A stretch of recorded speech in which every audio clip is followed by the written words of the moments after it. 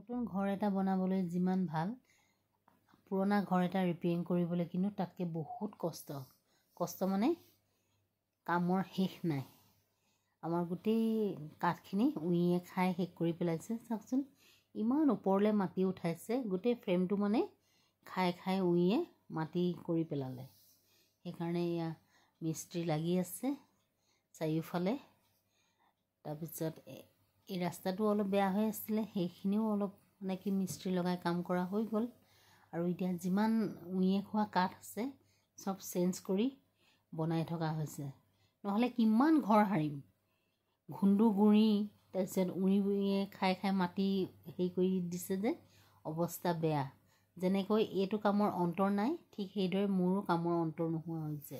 বস্তুবিলাক ইপিনৰ পৰা সিপিনে চব অনা নিয়া কৰি থাকোঁতেই মোৰ পাৰ হৈছে। আৰু ঘৰ হৈ থকা নাই, চব খেলি মেলি। আৰু যেতিয়ালৈকে কামটো শেষ নহয় তেতিয়ালৈকে মোৰ ঘৰ তেনেকেই থাকিব। আৰু এয়া বাথৰুমটো অলপ বেয়া হৈ আছিলে, তাৰো কাম কৰি থকা হৈছে।